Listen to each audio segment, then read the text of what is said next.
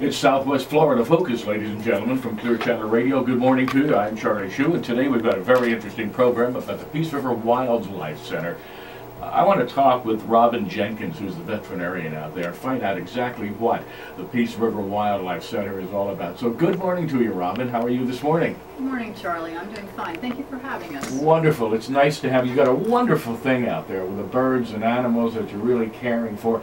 Tell us how Peace River Wildlife got started and what it's all about. Well, we are a wildlife rehabilitation facility. We take care of orphaned and injured wildlife here in the Southwest Florida area. Not only Charlotte County, we also reach into Sarasota County, DeSoto, Lee County.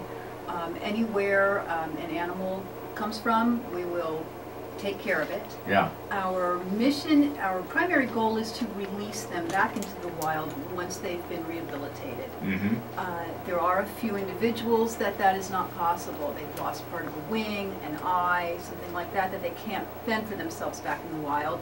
Those animals will stay with us for the rest of their natural lives. Mm-hmm. So you give them a place to live. We do. We have a nice exhibit area on the facility where people can come and visit us 7 days a week from 11 to 4 and see some of Florida's wildlife up close and personal. Yeah. Do the schools bring the youngsters out there upon occasion? They do. We get a lot of school tours that come out. The children just absolutely thrilled by being able to see some of the animals closer than they would in the wild. Yes, well, the Peace River Wildlife is located at the very end of Marion Avenue, and then what's the new name of the road that comes right into We're at the west end of Marion Avenue in Ponce de Leon Park, mm-hmm. and that last little spit of Marion Avenue they've renamed Ponce de Leon Parkway.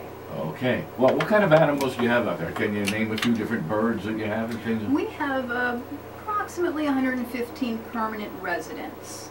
Most Wow. of those are birds. We've got eagles. We've got red-tailed hawks, red-shoulder hawks, Cooper's hawks. We have some burrowing owls and screech owls. We have a number of shorebirds, egrets, herons. We've got a lot of pelicans, cormorants, osprey. Wow.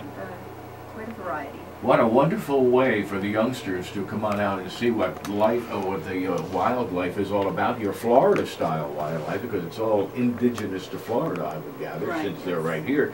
Now, do people bring these to you, or do you go out and collect them, or does the animal group here in Charlotte County deliver them to you, or what? Well, primarily, people, find an injured animal, they can bring it to us, and we will take care of it. Occasionally it's something that they are not, they're at work, they can't bring it to us, or, it's a possum or a raccoon, they're afraid to touch it, which Sure. is good. Right. It's very smart. They will call animal control. And we're so lucky in Charlotte County that our animal control works with us on that. They will get the animal, bring it to us. They're wonderful. A lot of the animal controls in other counties won't touch wildlife. Well, I think it's a wonderful thing that you had just mentioned also, and if you happen to see an injured animal, if you touch it and the animal is hurting, and when you touch it, you hurt it, it has a natural reaction perhaps to want to bite or want to get you away from the situation. So, as you say, if you find an animal like a fox or a dog or something, be very careful should you decide to touch it, because you just don't know what the reaction they're going to have. Right, absolutely. And any animal, even the birds, Yeah. they can scratch you with their talons, they'll poke you with their beaks. So, you always want to be very careful. The best thing for most animals is to throw a towel or a sheet over them. Mm-hmm. And if it is something big that you can't handle yourself, contain it some way, maybe put a box or a laundry basket upside down over it in the shade and leave it alone until animal control or somebody can get there to rescue it.